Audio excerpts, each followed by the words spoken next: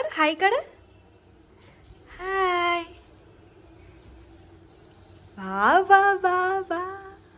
আর কি কি করতে পারো তুমি একটু দেখাও হ্যাঁ আচ্ছা hello everyone good morning welcome to my channel and welcome to a new video তোজোকে নিয়ে কিভাবে যে সকাল থেকে রাত হয়ে যায় মানে বুঝতেই পারি না তাই ব্লগ শ্যুট করাটাও যেন এখন অনেক চাপের হয়ে গেছে মা এসেছে আমার কাছে এক মাস হলো তা সত্ত্বেও যেন টাইমই পাওয়া যায় না কোথা থেকে যে টাইম চলে যায় তো ভাবলাম আজকের দেখি ছোট্ট ছোট্ট কিছু ক্লিপিংস নিই তো সকালবেলায় ব্রেকফাস্ট আমাদের হয়ে গেছে তো মা এখন চা খাবে আর চা বানাতে গিয়ে দেখছি আমাদের সিলিন্ডারটা শেষ হয়ে গেছে মানে গ্যাস খতম তো এই যে মাল্টি কুকারটা দেখছো এটাতেই আমি এখন চা বানাচ্ছি মায়ের জন্য তো এই মাল্টি কুকারটা এবারেই আমি কিনেছি বাড়ি যাওয়ার আগে তোজোর জন্য নিয়েছিলাম তো বাড়িতেও আমি নিয়েও গিয়েছিলাম ভীষণ সুবিধা হয়েছে ওখানে খিচুড়ি থেকে এর মধ্যে সমস্ত কিছু বানানো যায় এটা প্রেস্টিজের তো 1 লিটার না 1.5 লিটারের এরা রয়েছে তো এই মোমেন্টগুলোতেও খুব কাজে লাগে মানে যখন ধরো এরকম এমার্জেন্সি বাড়িতে লাগছে গ্যাস ফুরিয়ে গেছে বা কিছু তো বাড়ি থেকে আসার পরে তোলাই ছিল আজকের জাস্ট এখন বার করলাম তো সন্ধে অবধি আমাদের সিলিন্ডার আমি পেয়ে যাব অত দেরি লাগবে না আর সকালবেলা তো লাঞ্চ আমাদের হয়েই যায় আর তোজোরও খাবার হয়ে গেছে যেটুকু যা বাকি থাকবে এটাতে আমরা বানাতে পারবো ব্লগটা এই কিছুদিন আগে তখন হালকা হালকা ঠান্ডা ছিল আর এখন কিন্তু খুব বেশি ঠান্ডা পড়ে গেছে আর দেখো বাইরে খুব সুন্দর একটা ঝলমলে রোদ উঠেছে এর আগে বেশ কিছুদিন মেঘলা ওয়েদার ছিল তো এখন আবার একটু রোদ উঠছে তো এই রোদেই এখন শীতের জামা কাপড়গুলো রোদে দেব আর এই যে জানলাটা দেখছো আমার বেডরুমের জানালা এটা তোজোর খুব প্রিয় একটা জানলা মানে খুব প্রিয় একটা জায়গা এখানে দাঁড়িয়ে ও ওই ছাদের মানে পায়রাগুলোকে দেখতে পায় অনেকগুলো পায়রা ওখানে এসে বসে আর ওদেরকে দেখে দেখে কিন্তু খাবারও খেয়ে নেয় তো বড় হচ্ছে মাথায় এত বুদ্ধি হচ্ছে আলমারিটা খুলবে দেখো নিচের দরজার নিচের দিকটা ধরে আলমারির দরজাগুলো এখন খুলে দিচ্ছে যদি না চাবি লাগানো থাকে তো সবই খুলে দিচ্ছে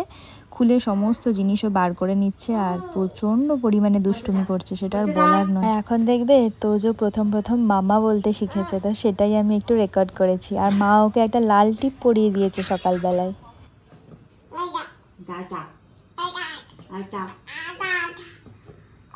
বলো মাম্মা মাম্মা ইয়ে মাম্মা বলো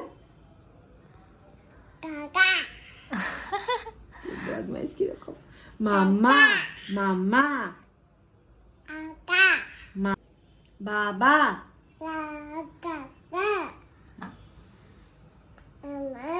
মাম্মা মাম্মা মাম্মা আইয়া বলো বাবা বাবা বাবা এই সময়টা চা খেয়ে নিয়ে মা নিচে যায় তোজোকে নিয়ে ঘোরাঘুরি করতে তো অনেকক্ষণ নিচে থাকে আর কন্টিনিউ ওর পিছনে দৌড়াতে হয় একটা জায়গায় তো আর বসে না বা দাঁড়ায় না যাই হোক তো সেই ফাঁকে আমি স্নান করে নিই স্নান ধান করে তারপরে পুজোটা করি একটু বসে শান্তি মতো তো তারপরে পুজো করতে করতে আবার তোজো চলে আসে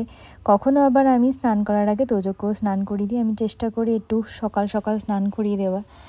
সকাল সকাল স্নান করলে বেশ ভালো লাগে আমারও ভালো লাগে আর তোজো স্নান করার জন্য যেন ব্যস্ত হয়ে পড়ে তাই জন্য একটু সকাল সকালই স্নানটা করিয়ে দিই এবারে যখন বাড়ি গিয়েছিলাম আমি হেয়ার কাট করেছিলাম তো তোমরা হয়তো অনেকেই লক্ষ্য করেছো যারা ভিডিও দেখো আমার হেয়ারটা কিন্তু অনেক বড় হয়ে গিয়েছিল তো প্ল্যানই করে গিয়েছিলাম এবারে গিয়ে আমি হেয়ার কাট করব তো আমি একটুখানি লেন্সটা ছোট করতে চেয়েছিলাম একটু বেশি ছোট করে দিয়েছে আর অন্য একটা কি কাট তো করে দিয়েছে যাতে চুলটা আর সমান নেই তো বলছি এরকম করে কাটলে চুলে অনেক বেশি ভলিউম লাগবে তো কেয়ার করা যাবে যাই হোক কেটে দিয়েছে আমার খুব একটা পছন্দ নয় আমার আবার একটু স্ট্রেট চুল পছন্দ তো স্মুথনিং করানোর ইচ্ছে থাকলেও এখনও আমি করাতে পারছি না কেন যেহেতু এখনও অবধি তোজো ব্রেস্ট ফিডিং করে তো আমি শুনেছি যে মানে ব্রেস্ট ফিডিং মমদের এই সমস্ত ট্রিটমেন্ট চুলে করা উচিত নয় তাই যতদিন ও ব্রেস্ট ফিডিং করবে ততদিন আমি এগুলো কিছুই করতে পারবো না তো যখনই বন্ধ হয়ে যাবে তারপরে আমি আবারও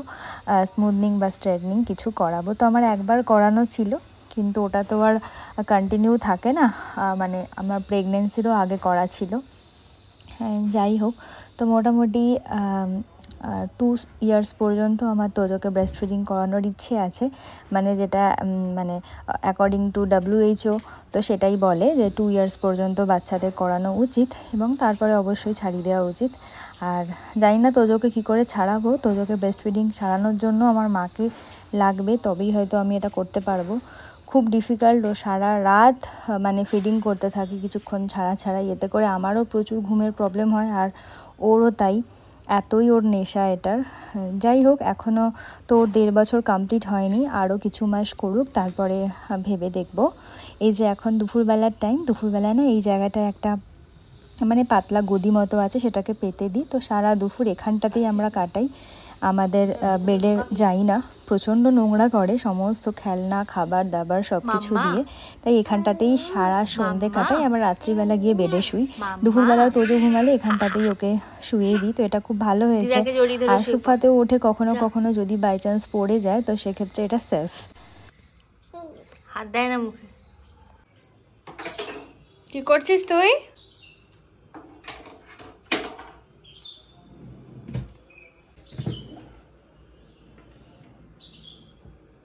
চলো চলো, পটি করেছে, চলো চলো চলো চলো চলো চলো চলো চলো চলো চলো দিদার কাছে চলো।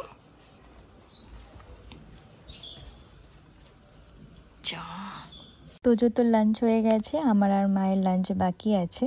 তো লাঞ্চ করতে বসবো। তার আগে এখানে একটু পাঁপড় ভাজছি, তো এই মাছটা মা পুরো নিরামিষ খায়, তো সেই জন্য এই পাঁপড় ভাজাটা রোজই একটু করে থাকি। এটা বেশ মা ভালো খায়, পাঁপড় ভাজা বাদাম ভাজা, তো এই জন্য আমি একটু পাঁপড় ভেজে নিচ্ছি। তারপরে আমিও খেতে বসবো, দুজনে একসাথে খেতে বসি না, কারণ তোজো খুবই ডিস্টার্ব করে। আমি যখন খাই তখন তোজোকে মা দেখে,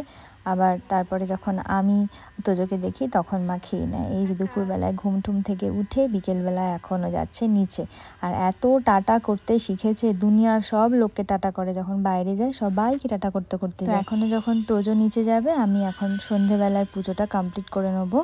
আর তারপরে আবার মা চলে আসবে একটু পরে, সৌমেনও চলে আসবে, তারপরে এই রাত অবধি আবারও চলবে যতক্ষণ না তোজো ঘুমায়। এভাবেই এখন রোজকার দিনগুলো কাটে। তো মা বেশি দিন নয়, এখান থেকে চলে যাবে মাসির কাছে, তো যে কদিন আছে আমার একটু হেল্প হচ্ছে, মানে একটু না অনেকটাই হেল্প হচ্ছে। মা চলে গেলে আবার একা একা সব কিছু সামলাতে হবে,